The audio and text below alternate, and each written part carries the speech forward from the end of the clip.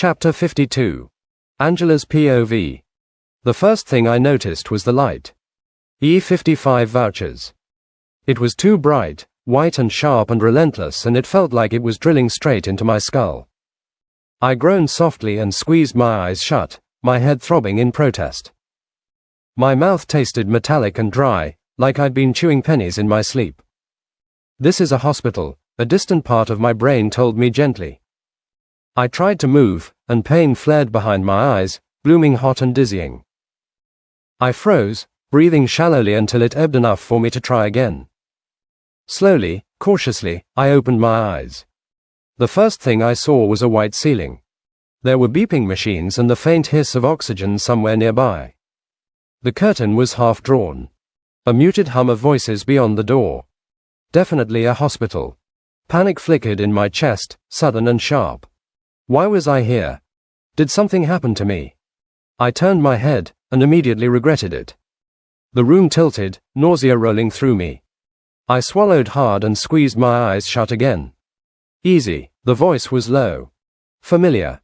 Gentle in a way that made my chest ache before I even understood why. It was Liam's voice. His calm, soothing voice. Angel. Hey. Don't move too fast. I opened my eyes again, slower this time. Liam was sitting in the chair beside my bed.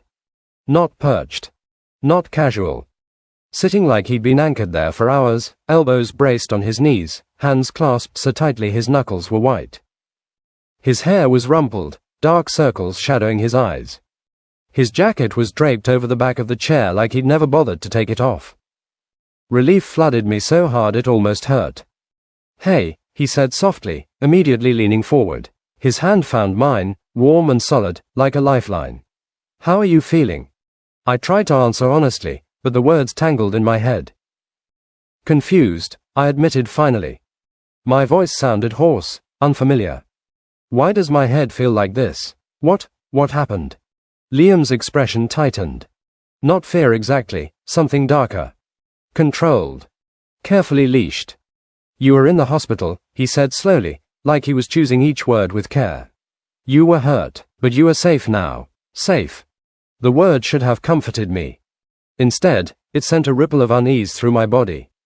I remember leaving work, I said, frowning. I stared at the ceiling, searching. It was late.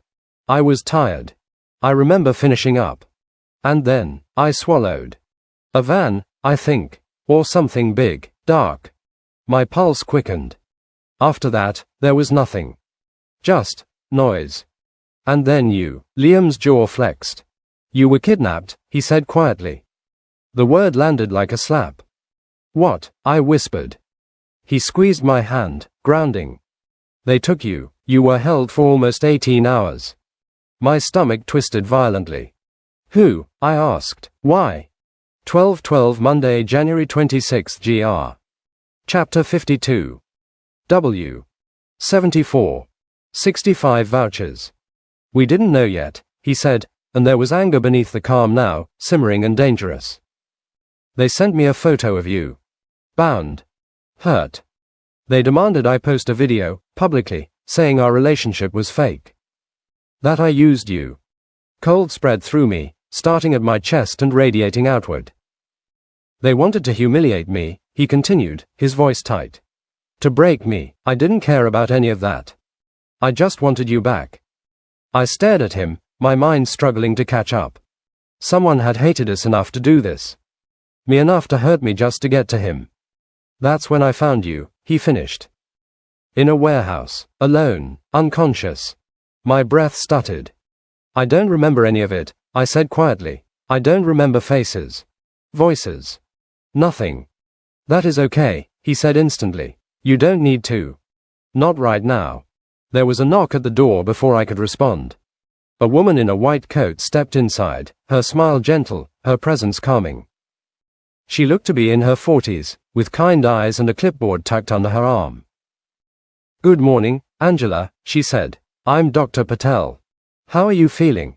Like my head is full of glass, I admitted. She nodded sympathetically.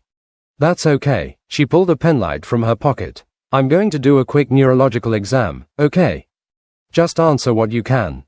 She asked me my name, the date, where I was. I stumbled once on the day, but corrected myself. She checked my pupils. My reflexes, asked me to follow her finger. Some answers came easily. Others felt like trying to grab smoke. Dr. Patel made a few notes, then looked at me calmly. Your scans showed a mild concussion. You also tested positive for midazolam in your system. A sedative, Liam said quietly. Yes, Dr. Patel confirmed. It's commonly used in medical settings, but in this case it was administered without your consent. It can cause memory gaps, confusion, and drowsiness. Combined with your head injury, it explains the amnesia. Will I remember? I asked, my voice barely above a whisper. She hesitated just a fraction. Enough for me to notice. Possibly, she said carefully. As the drug leaves your system and your brain heals, memories may return. Or they may not. There's no way to know for sure. I nodded, absorbing that. After a few more instructions, rest, monitoring, no stress, she gave Liam a look that said take care of her, then quietly left. The room felt heavier without her. I turned back to Liam. He still hadn't let go of my hand. You found me, I said softly. How? He exhaled slowly, like he'd been holding it in since the moment I woke up. I panicked, he admitted. I called Marcus. He flew in immediately. We hired a private investigator. She traced your phone. We went in quietly. When I saw you, his voice broke. He closed his eyes. I thought I was too late. My heart clenched. I'd never been that scared in my life, he continued, opening his eyes again. They were glassy now, raw. I didn't care what it cost. I didn't care who I had to burn. Whoever did this to you will pay. I squeezed his hand, weak but intentional. I am okay, I said. You got there in time. He shook his head slightly, like he didn't believe me. And maybe I didn't either. Because even as I lay there, safe in a hospital bed with Liam at my side, something felt unfinished. Like a door left ajar in my mind. Like a shadow still watching from somewhere just out of sight. Whoever had taken me was still out there. And I couldn't remember enough to stop them.